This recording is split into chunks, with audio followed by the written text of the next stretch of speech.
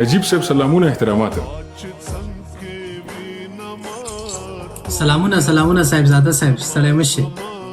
قدرمن اوسئ، روښانه اوسئ. ډېر خوشحال چې راغلئ شریک کړئ موږ سره. مننه. نو بس آرام سوی که نه؟ امریکا کې څنګه څه ستړیا ختمه شوه؟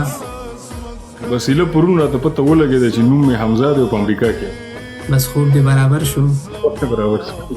ښه نو بس چې خوب دې برابر شي انشاءالله د لیدو په هیله بیا او خدای وکړي چې آرام سي. امریکا کې ژوند لږ به بدل وي خو د اروپا او دغه نه انشاءالله هر څه به سم شي. خدای به خیر کړي انشاءالله. حتما نجیب صاحب. نو دغه مې وکتل د ملګرو دا ځینې خلکو د بحثونو تورونو دا ځینې شیانو نه فکر کوم تاسې ډېر زجر وړئ. زه چې ګورم تاسې ورسره ډېر هغه کوئ لکه په منټلي سټرس لاندې ځان ورسره راولئ. موږ خو چې څومره ورسره عادت یو او په افرادو باندې چې ډېر بحث نه ځان لرې وساتئ نو ښه به دا وي چې یو خو به منټل سټرس نه درکوي، بل به په ایشوز باندې بحث وشي، په مسایلو بحث وشي. ځکه دا قصې خو روانې وي، دا خو د یوه ورځ نه ده، د یوې پیړۍ نه دا تورونه دا مسایل چې دي دا په نشنلیستو خلکو باندې هغه خلک چې دا کوي دا کوم نوی ټرینډ نه دی چې موږ ورسره مخ کېږو یا څه کوي که نه. نو زما خو تاسو ته هم دا دغه خپله توصیه به مې درته دا وي چې بیخي اګنور کوي دا مسایل. ښه دا ده چې دغه نسل چې اوس فعلا دی دوی په مسایلو باندې خبرې وکړي او مسایل دغسې که نه په هغه باندې خلک کلیر شي، خلکو ته سوالونه حل شي، په ځای د دې چې دا ته کافر یې، ته مسلمان یې، دا مرتد دی، دا ملحد دی. دا شی چې دی دا انسان د زړونو مالک چې دی هغه خدای پاک دی او د ایمان دپاره دا کفایت کوي چې ته په خوله باندې اقرار وکړي که نه. او د زړه د تصدیق مسله چې کله راشي هغه څوک نشي وریفای کولی. په خوله باندې خو د ټولو خلکو دغه کړی دی که نه، اقرار باللسان ټولو کړی دی، او د زړه نه چې دی د زړه نه خو د دم څوک نشي وریفای کولی. موږ په دې څه پوهېږو دا څوک چې ځان ډېر هغه کوي بزرګان ځانونه بولي او ډېر دغه کوي دعوې کوي، نه د ده د زړه چا وریفای کړی، دا خو د ده دعوه ده.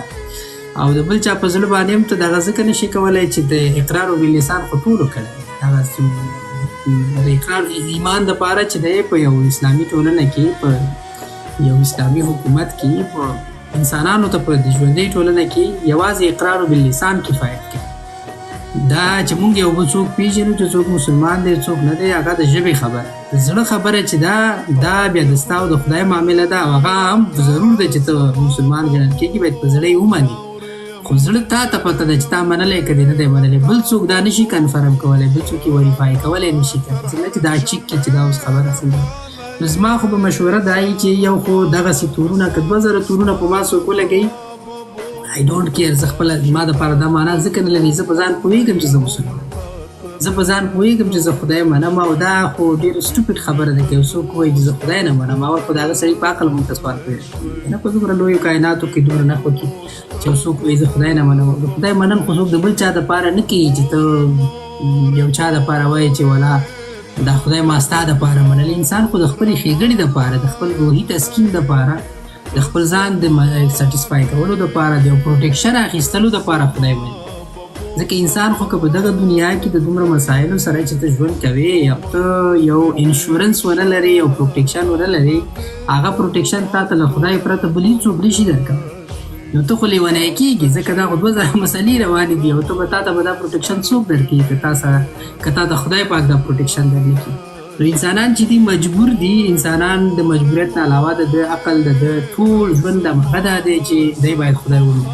که دی خدای نه مني، هغه د کوم مشهور کیس په اړه باندې ما چې ته لوستي ووایي، دی به ټوله ورځ بحثونه په دې کول چې خدای نشته، خو به د شپې چې ویده کېده دا د خپل خونې برق به یې چې مړه ته ووایي، بیا په هغه وخت کې به دی وډارسولي، داسې نه چې وي بیا به څه کوو که نه. نو غم دا دی چې دا شی خو دا خو که څوک نه مني، چې خدای نه مني، د خدای وجود نه مني، دا خو به ډېره بیا خبره وي. نو زما خو دوی غواړي کله کله یو ټریک کوي.